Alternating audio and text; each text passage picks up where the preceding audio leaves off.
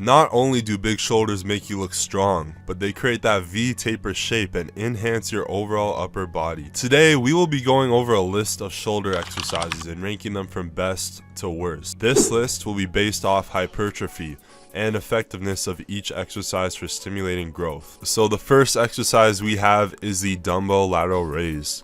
So this exercise works the side delt and helps to create the illusion of a wider frame. It's a very well researched exercise, and obviously it helps me, as you can see from the results here from 2 years ago, and it's always been in my routine. Personally, I prefer doing this seated though, so this one is going to be going into the S tier. Now the next exercise that we have is the rear delt fly machine. Now I've always liked this machine. I still use it in my training plan for growth. Now, using a machine compared to free weights can provide better stability, constant tension, and better isolation. There are many benefits to free weights as well, so you can still make progress with both of them, but this is definitely going to be going in A tier. So the next movement that we have is the cable lateral raise. I've been doing this one for a long time, and I believe it's helped me a lot with growing the medial head of my shoulder, but recently I've been experiencing pain from doing it and can never really move up the weight much, so I've just been doing dumbbells. Now, one benefit compared to free weight is that there's constant tension on the shoulder, so this is still a very good exercise, so I'm going to go ahead and put this into the S tier. Now onto the dumbbell front raise. So during the pandemic, all I had was dumbbells in my basement. I remember I used to do this exercise, but now that I have access to a full gym, I personally prefer doing other ones for working the front delt. So one which is the dumbbell shoulder press for a better activation of the front delt.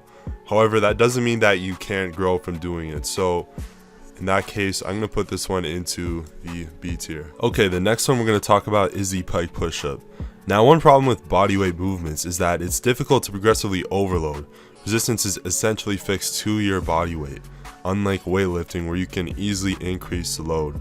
So I did some research for you guys, and although this exercise is good for targeting the shoulders, it works many other muscle groups too.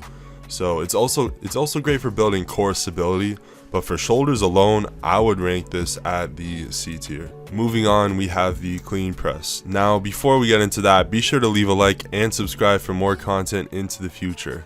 So now back to this. If your goal is bigger shoulders, then doing this exercise may not be the best choice. So don't get me wrong, this exercise works a large variety of muscles, including the lower body. It can build strength, power, and some muscular endurance too. But if your goal is just hypertrophy, then you're better off doing a more stable exercise that targets the shoulders. So this is going into the D tier. Moving on, we have the shoulder dumbbell press. I think doing this seated is better for hypertrophy since there is more stability. So the primary focus is the front delt for this exercise, and overall it's really good. It's always been a part of my routine. So I'm going to be putting this into the S tier. Alright, next exercise we have is the barbell shoulder press. This is another great exercise for building the front delt.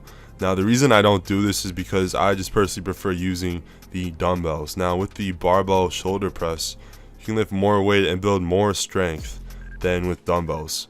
So I'm going to be putting this into the A tier. Now for rear delts, we got the face pulls. This and the rear delt fly machine are pretty much my go-to exercises for rear delts, but my preference is doing it on a machine. So I just feel like there's more stability and it's easier for me to work the rear delts.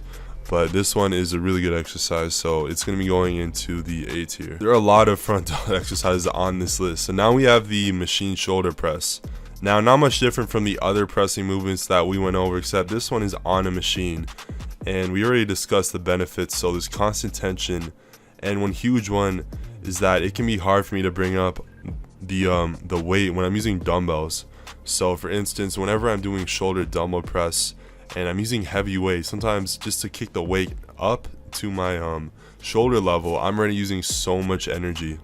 But yeah, I pretty much go with either this one or the dumbbell version. So I'm going to be putting this one into the A tier since it's a great exercise. So the next up on the list is the landmine press. So it's not a great exercise for a few reasons. There are many other exercises that are better for working the front delt, and it doesn't take the muscle through a full range of motion. There's not much stability either, And who even wants to be doing an exercise on your knees? Come on.